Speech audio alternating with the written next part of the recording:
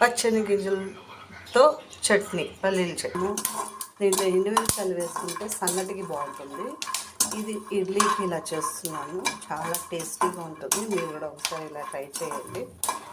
పచ్చి కొబ్బరి కూడా వేస్తున్నాను. దీంట్లో చింతపండు, పచ్చి కొబ్బరి, సాల్ట్, ఒక ఆనియన్ వేసి చట్నీ రెడీ చేసుకున్నాము.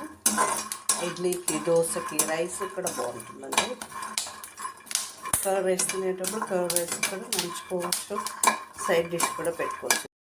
వేసాను కదా, చింతపండు వేస్తాము, కొద్దిగా వేసి మిక్సీకి వేసేస్తాము.